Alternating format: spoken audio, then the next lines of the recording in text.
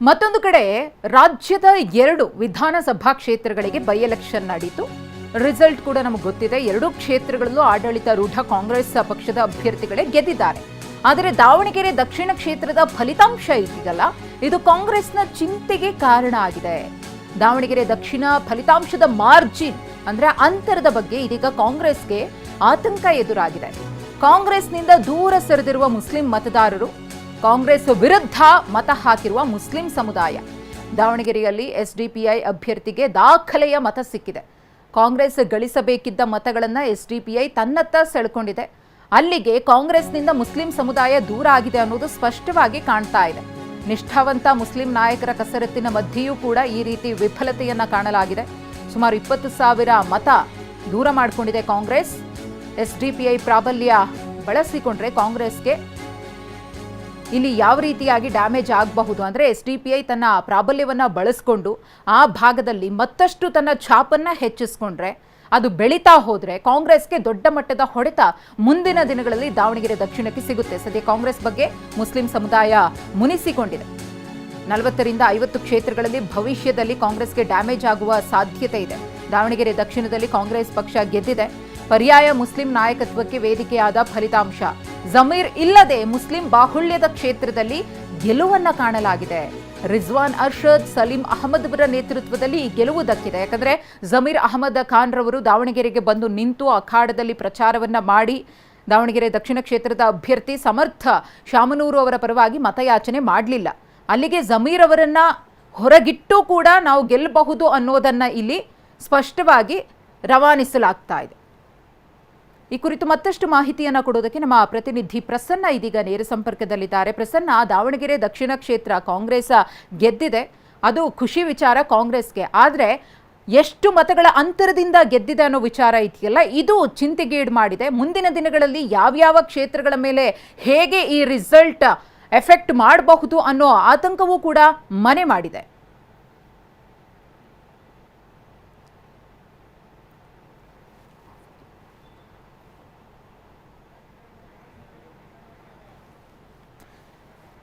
ಸಂಪರ್ಕ ಸಾಧ್ಯವಾಗಿಲ್ಲ. ಪ್ರಸನ್ನ, ನನ್ನ ಧ್ವನಿ ಕೇಳಿಸ್ತಾ ಇದ್ರೆ, ದಾವಣಗೆರೆ ದಕ್ಷಿಣ ಕ್ಷೇತ್ರದಲ್ಲಿ ಕಾಂಗ್ರೆಸ್ ಗೆದ್ದಿದೆ, ಆದರೆ ಇಲ್ಲಿ ಎಷ್ಟು ಮತಗಳ ಅಂತರದಿಂದ ಕಾಂಗ್ರೆಸ್ ಗೆದ್ದಿದೆ ಅನ್ನೋದೇ ಸದ್ಯದ ಆತಂಕಕ್ಕೆ ಎಡೆ ಮಾಡಿಕೊಟ್ಟಿರುವಂತಹ ವಿಚಾರ. ಆ ಮಾರ್ಜಿನ್ ಅನ್ನೋದು ಬಹಳ ಕಮ್ಮಿ ಆಗಿದೆ ಅನ್ನೋದು.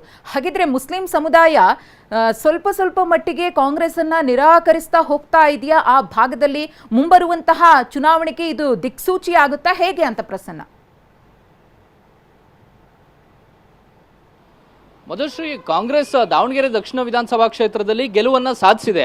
ಆದರೆ ಆ ಗೆಲುವು ಅನಾಯಾಸ ಗೆಲುವಲ್ಲ. ಅಂದ್ರೆ ಬಹಳ ಕಸರತ್ತನ್ನ ಮಾಡಿ ಬಹಳ ಕಷ್ಟಪಟ್ಟು ಗೆದ್ದಂತಹ ಕಾಂಗ್ರೆಸ್ ಒಂದಷ್ಟು ಎಚ್ಚರಿಕೆಯ ಕರೆಗಂಟೆ ಅನ್ನುವಂಥದ್ದನ್ನ ಅಲ್ಲಿನ ನಾಯಕರು ಹೇಳ್ತಾ ಇದ್ದಾರೆ. ಇದು ಕೇವಲ ಒಂದು ಕ್ಷೇತ್ರದ ಮೇಲೆ ಮಾತ್ರ ಪರಿಣಾಮವನ್ನ ಬೀರ್ತಾ ಇಲ್ಲ, ಬದಲಿಗೆ ಇಡೀ ರಾಜ್ಯದ ಮುಸ್ಲಿಂ ಮತದಾರರ ಮನಸ್ಥಿತಿ ಯಾವ ರೀತಿ ಬದಲಾಗ್ತಿದೆ ಅನ್ನೋದಕ್ಕೆ ಒಂದು ಸಣ್ಣ ಕರೆಗಂಟೆಯ ರೀತಿಯಲ್ಲಿ, ಒಂದು ಸಣ್ಣ ಸೂಕ್ಷ್ಮವಾದಂತಹ ಮೆಸೇಜ್ನ ರೀತಿಯಲ್ಲಿ ಕಾಣಿಸ್ತಾ ಇದೆ. ಈಗ ಎಸ್ಡಿಪಿಐ ಕ್ಯಾಂಡಿಡೇಟು ಬರೋಬ್ಬರಿ 19,000 ಓಟನ್ನು ಪಡೆದುಕೊಂಡಿದ್ದಾರೆ. ಉಳಿದಂತ ಮುಸ್ಲಿಂ ಅಭ್ಯರ್ಥಿಗಳು 2-3 ಸಾವಿರ ಓಟ್ಗಳನ್ನ ಪಡೆದುಕೊಂಡಿದ್ದಾರೆ. ಅಲ್ಲಿಗೆ 22,000ದಷ್ಟು ಬೃಹತ್ ಓಟು ಕಾಂಗ್ರೆಸ್ನಿಂದ ವಿರುದ್ಧವಾಗಿ ಮತದಾನ ಆಗಿದೆ ಅನ್ನುವಂಥದ್ದು ಬಹಳ ಗಮನಿಸಬೇಕಾದಂತ ಸಂಗತಿ. ಶಾಮನೂರು ಶಿವಶಂಕರಪ್ಪ ಬದುಕಿದ್ದಾಗ ಆ ಎಲ್ಲ ಓಟುಗಳು ಕೂಡ ಕಾಂಗ್ರೆಸ್ನ ಬಳಿಯಲ್ಲೇ ಇತ್ತು. ಆದರೆ ಈ ಬಾರಿ ಮುಸ್ಲಿಂ ಸಮುದಾಯ ಅಸಮಾಧಾನಗೊಂಡಿದೆ.